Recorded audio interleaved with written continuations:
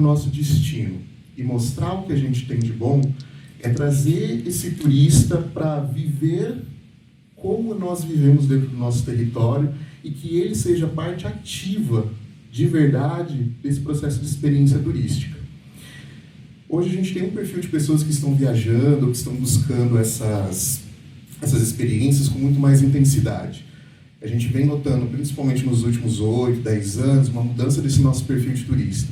Ele não quer só ir num espaço para ver o espaço. Ele quer ir para sentir o espaço como sente um local.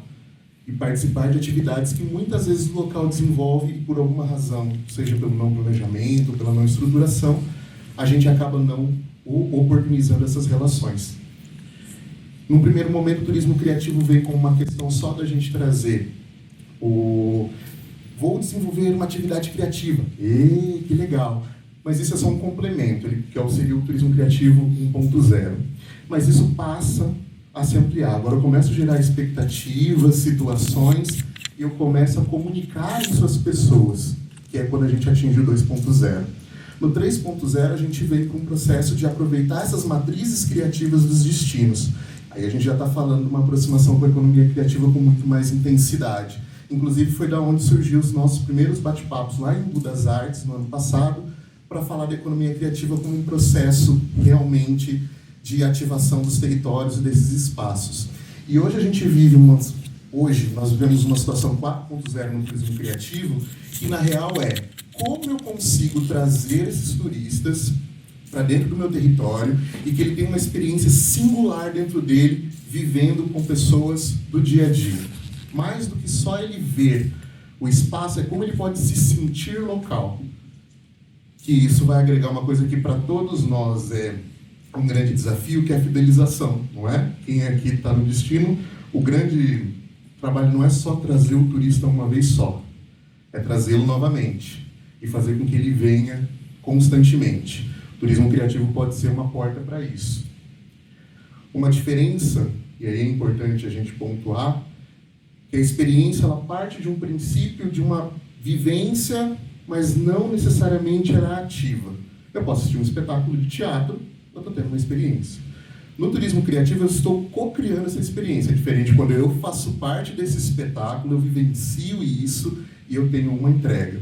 Quer ver um exemplo que a gente pode ter? Isso já está começando de forma interessante em algumas cidades. Porto Feliz, não sei quem conhece, é famosa pelo trabalho com monções, né? É onde a gente tem uma presença muito forte dos monçoeiros. Lá tem um grupo de teatro maravilhoso, que é o Grupo de Teatro Monções. Contam e narram a história de Porto Feliz com encenações. Só que as pessoas vêm, assistem o espetáculo e vão embora. No processo de desenvolvimento do planejamento turístico, num dos bate-papos que nós tivemos, mas e se a gente pensasse numa situação onde a gente trouxesse o visitante para vivenciar de verdade como seria essa vida do bandeirante e ele também participar desse espetáculo? Eles fizeram uma primeira experimentação no primeiro semestre, a título de será que isso rola? Hoje eles estão conseguindo receber em média 2 a 3 excursões específicas para ter essa vivência. As pessoas estão indo para Porto Feliz, em algumas instâncias, para sentir como que é esse processo de ser monçoeiro, de pensar como monçoeiro. Porque eles estão partindo de um processo de co-criar essa relação com o turista. Isso ativa e gera uma relação muito mais forte com quem visita. Qualquer destino, se a gente fosse pensar em proposta de valor, é quando a gente está pensando de pessoas para pessoas e o estar junto para fazer junto. Cocriação é essa relação. Eu estou fazendo com pessoas, para pessoas, sempre com ela. É fazer junto. Se eu vou, por exemplo, a turma de Tietê, que nós tivemos recentemente uma reunião lá. Foi um processo muito bacana de eles trazerem para a gente a questão dos doces, que é muito forte na cidade. E nos permitir uma experimentação de como aquilo é feito, de como aquilo é pensado. Isso é pensar uma cadeia produtiva de turismo criativo. Características hoje que a gente tem desse turismo, e isso é importante a gente observar. Eles querem mais do que só ver, eles querem descobrir a atividade local partindo de princípios artísticos e culturais. Muitas vezes a gente nega esses ativos turísticos, para turismo, na verdade. Desejam viver experiências que lhes permitam se sentir integrados. É quanto a gente consegue trazer essas pessoas para sentir aonde a gente está. Partilham experiências nas redes sociais. E aí um detalhe muito grande para o Instagram. O Instagram é uma rede social focada em momento. Então, muitas das experiências desse processo eles postam lá. Que às vezes é uma rede social pouco vista por muitos destinos ou trabalhados por muitos destinos. Incluem diversos tipos de turismo na mesma viagem. Ele vai para co-criar uma atividade, mas ele também destina parte desse dinheiro para comer aquilo que é fora do que seria o circuito tradicional de gastronomia, mas para trazer outros elementos também. Tem menos interesse em monumentos, não é que ele desconsidere. Ele quer ver um monumento, mas ele se integra mais, se interessa mais por ações onde ele se sinta parte. Destina boa parte do orçamento para a experiência, ele quer sentir, ele quer ter o aroma, ele quer comer, ele quer sentir realmente aquele local. E buscam atividades que buscam influência positiva nos destinos. Como assim, Felipe? Eles querem ver essas atividades que realmente ativem essa comunidade e façam dessa comunidade diferente. Aí a gente já está falando um pouquinho de turismo responsável. Hoje a gente tem um turista muito mais crítico, muito mais preocupado com o desenvolvimento, e aí vem aquela questão, será que as nossas cidades estão pensando nisso? Esse é um elemento importante.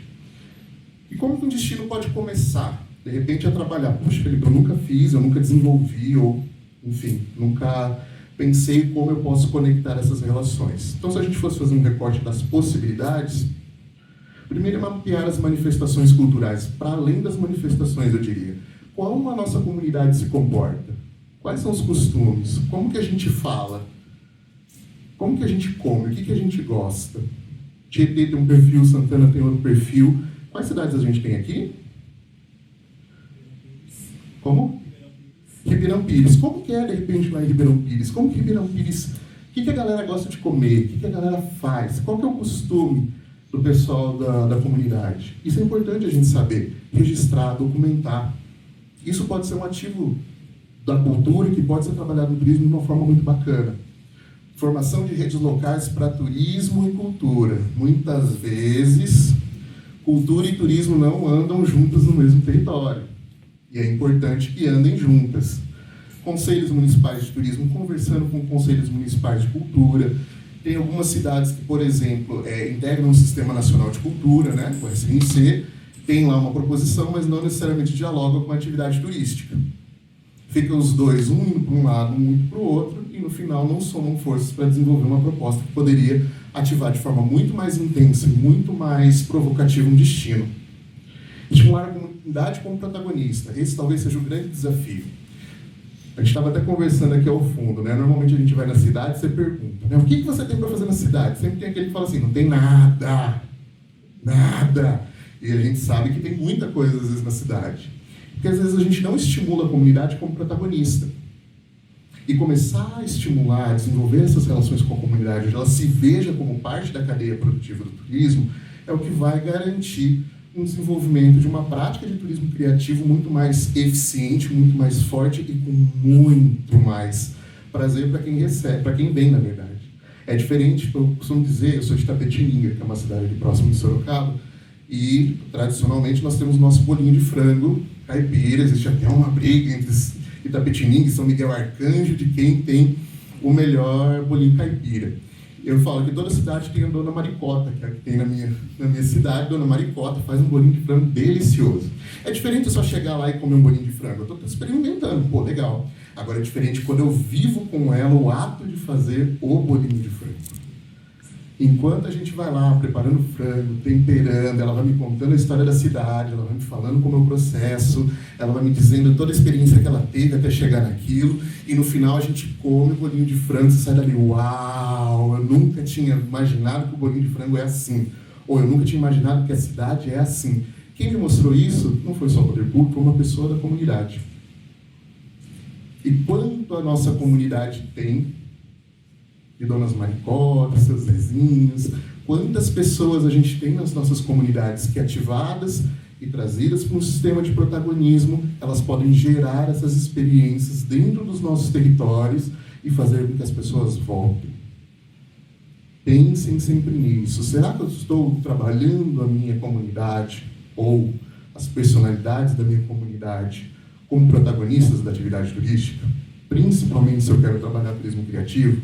Será que eu estou pensando naquela pessoa que faz a renda? Será que eu estou pensando naquela pessoa que cozinha? Mas mais do que pensar nela para fazer o produto, será que eu estou pensando em trazer ela para o jogo e colocar ela para trabalhar com turismo também? Isso é um ponto importante. Vamos aí para o estímulo aos empreendedores criativos. Toda cidade também, se eu perguntar aqui, toda cidade tem uma feirinha de artesanato? Todas têm, não é? O grande lance é, mas será que eu estou estimulando realmente essas pessoas para desenvolver produtos voltados para o turismo com qualidade, sem perder a essência do local? Às vezes não, às vezes eu não estou fazendo essa ativação, essa integração desses grupos criativos, aí a gente está falando das N cadeias da economia criativa, como um processo produtivo interessante. Então, estimular esses criativos, seja por leis de incentivo, ou seja por ferramentas públicas, ou mesmo um suporte à ativação dessa cadeia, pode ser um processo muito importante. É fundamental, na verdade, para quem quer trabalhar com turismo criativo. Integração dos planos municipais de turismo e cultura. Muitas vezes, quando se desenvolve um plano municipal de turismo, a gente tem lá a parte cultura. Uma igreja, alguém que diz que dança alguma coisa, mas nada substancial.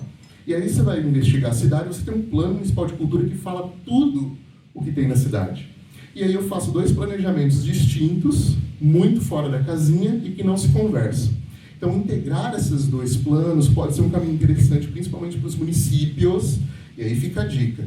Municípios que têm plano de cultura vinculados ao SNC, que é o Sistema Nacional, podem se aproveitar disso para gerar produtos e ativos turísticos com muito mais qualidade. Gerar roteiros de sinergia, turista mais comunidade. A gente precisa gerar proposições onde a gente conecte esse turista com a comunidade.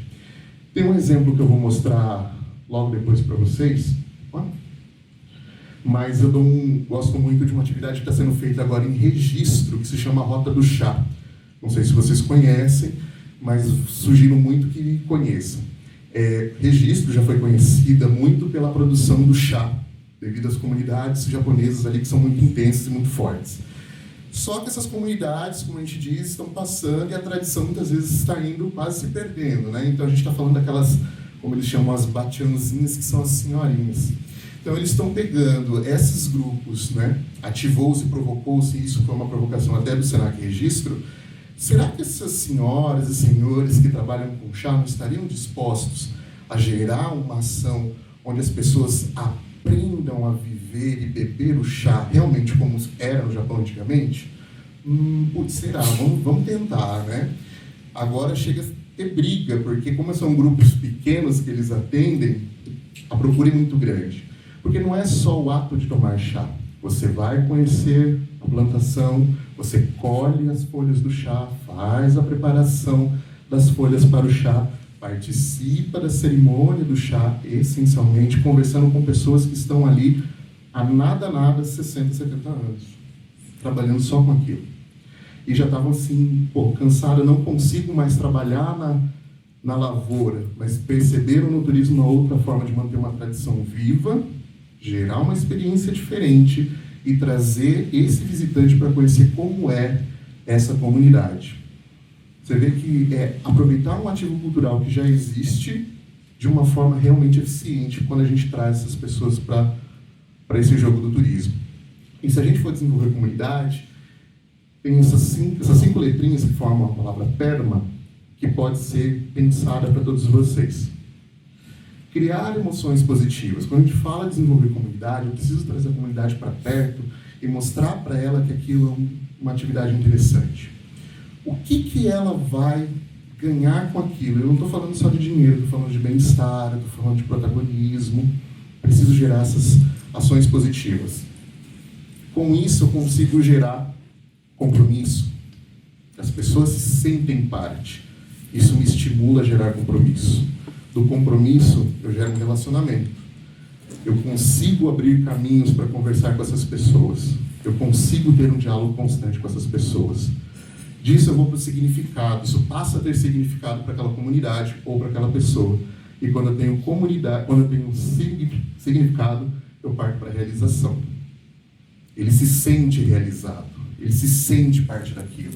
Aí eu começo a pensar de verdade, propostas de turismo que sejam efetivas, porque quando eu envolvo a comunidade nesse sentido de pensar e trabalhar o turismo criativo, eu estou falando de real significativo e significado para todos. Nossa, Felipe, mas isso é complexo. Trabalhar com gente é complexo. Sempre será. Mas é uma decisão que a gente precisa tomar. A gente quer desenvolver realmente uma atividade turística que seja perene, permanente, intensa. Isso daqui é uma possibilidade de caminho. Lembrem-se sempre disso. Quando a gente fala de turismo criativo, a gente está falando que o destino, o grande valor é a nossa gente, de fato é. Nunca ninguém... Ribeirão Pires. Só Ribeirão Pires pode ser Ribeirão Pires. Só Tietê pode ser Tietê. Ah, eu posso ter outro... Você pode ter similaridades, mas só eles podem ser Ribeirão Pires. E tem coisas que a gente só vai viver, saber e sentir em Ribeirão Pires. Só pelo conjunto arquitetônico, não. Pelas pessoas que estão lá. Então, quando a gente cultiva um espaço de abundância, a gente está pensando numa relação onde eu ganho e o outro também ganha. Então, eu trabalho o princípio do artesanato. O artesanato precisa ganhar, o pessoal da gastronomia precisa ganhar, os técnicos precisam ganhar, todo mundo precisa ganhar. Eu estou pensando numa ativação de uma cadeia produtiva do turismo justa. É difícil? Sim. Mas quando a gente pensa nesse princípio da abundância, torna a relação mais tranquila, mais fácil, as pessoas se veem no processo. A gente tem, de repente, exemplos nesse sentido. Algumas cidades vêm se destacando.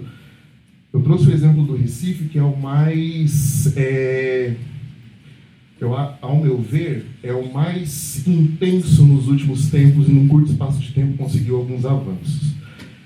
Recife, uma grande capital, muita gente, um processo cultural pujante a todo momento, mas que durante muitos anos não conseguiu aproveitar isso como ativo cultural dentro do turismo.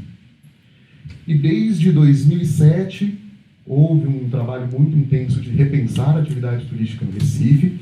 Isso se dá muito pela rede de turismo criativo, que vale a pena vocês conferirem. É uma proposta bem interessante. Dessa rede de turismo criativo, eles começaram a ativar pessoas e empreendimentos, e a gente está falando de poder público, iniciativa privada e principalmente pessoas. O grande valor da proposta do Recife não está só nos monumentos, não está só nos espaços físicos, mas principalmente nas pessoas que moram no Recife, que fazem o Recife ser Recife. Então, eles começaram a pensar uma proposta de turismo. Partindo disso, eles fizeram em 2018, pensando 2019 até 2021, um plano de turismo criativo, onde tinham elencado todas as propostas construídas coletivamente, poder público, iniciativa privada e comunidade.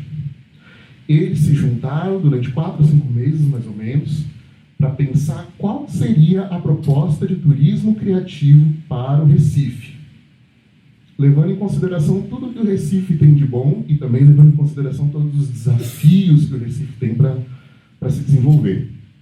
Disso, eles vale muito a pena vocês verem esse campo do site, que eles desenvolveram 2 estratégias, uma para a comunidade, pessoas, e outra para o turista. Por que para a comunidade? Roteiros que eles pensaram de experiência criativa para mostrar para o recifense que o Recife é criativo. Então tem saídas programadas dentro do Recife para o recifense. Poxa, eu não imaginava que a bomba do Demetério, que é um espaço maravilhoso, tinha tal atividade. E aí a gente começa a quebrar aquele olhar de que não tem nada. Quando eu trago a comunidade para situações onde ele vive e vê o que ele tem de bom, a gente começa a virar essa chavinha. Ah, não tem nada na minha cidade, vai ali para outra, não é assim? Vai lá na outra, que aqui não tem nada. Ixi, o que você está fazendo aqui? Bate embora, que aqui não tem nada. Normalmente não é assim que as pessoas falam. Quando a gente começa a ativar produtos pensando no cidadão, e é importante isso, a gente começa a trazer ele para o nosso jogo, que é pensar um turismo real da cidade.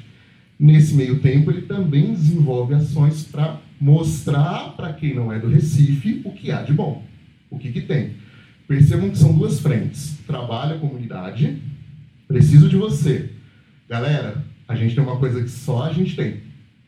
E dois exemplos bacanas que tem no Recife é a Ilha de Deus, que já foi conhecido como a Ilha Sem Deus.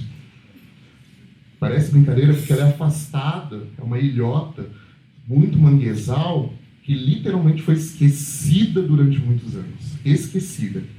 E a partir do turismo criativo, Negra Linda é uma das ativas e criativas do local, ela gerou uma experiência que é, partindo com ela, de fazer, ir no manguezal, faço a pega do caranguejo, do sururu, trato esse sururu tudo acompanhando com ela.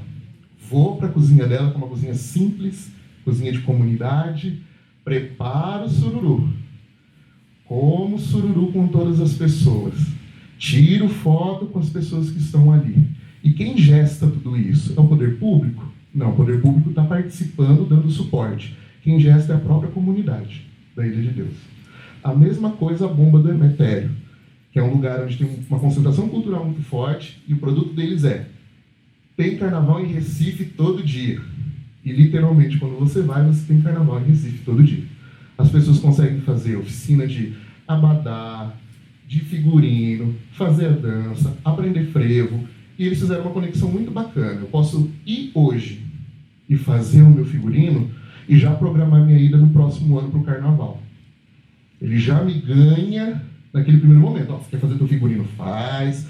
Quer aprender a dançar o frevo? Dance. Mas se você quiser vir pro carnaval de verdade, a gente já te programa para você estar aqui com teu figurino e tudo pronto. Isso conseguiu ativar pela própria comunidade cerca de 40% a mais do que eles ganhariam normalmente. Pensando em ativos que eles já têm, que eles já possuem. E o que isso levou ao Recife? Tá, eles começaram a trabalhar isso em 2007, 2010 no pensamento, 2012 mais efetivamente, 2018 se gerou um plano, pensando em 2019 e 2021. Recentemente, mais propriamente dito, em agosto, eles receberam uma certificação internacional de turismo criativo, pela Rede Internacional de Economia de Turismo Criativo. Então a gente está falando de uma cidade, a única cidade brasileira com esse título. A gente tem cidades criativas, inclusive uma das nossas instâncias que é Santos, me corrija se eu estiver errado. Santos é instância, não é? Santos é a nossa cidade criativa no segmento de cinema. Como tem Florianópolis, que é na área de gastronomia, Belém do Pará, na área de gastronomia, mas dentro de uma rede de turismo criativo, a única cidade que figura é o Recife, devido a todo esse trabalho que foi feito recentemente. E eles receberam essa certificação internacional. E aí, essa rede trabalha a venda desse destino. Então, a gente está falando de uma rede que, assim como vem de Ibiza e vem de Barcelona, que são duas cidades que estão registradas, o Recife passa a figurar dentro dessa relação de destinos. E quando a gente está falando nisso, fico aqui a perguntinha para depois passar aqui para o Carlos, para depois a gente bater um papo mais intenso. Mas para quem é das cidades ou para quem é empreendedor, fica aqui essa perguntinha. Será que a minha cidade está trabalhando de forma eficiente, coletiva, e integrado todo o potencial criativo que tem? Será que a gente está olhando para todo o valor que a gente tem dentro do município? Para todo o processo cultural que existe? Será que a gente está pensando num turismo mais de massa ou a gente está pensando num turismo realmente mais qualificado, partindo de experiências? Os públicos estão mudando, as formas de viajar estão mudando, as relações do turista com a comunidade também estão mudando. E aí fica, será que o nosso destino está se preparando para isso? Será que o nosso Ribeirão também já está pensando nisso? Será que Tietê está começando a pensar nisso? Santana? Será que a gente está trabalhando isso? Se não, é o princípio. Se já está, a gente pode ampliar.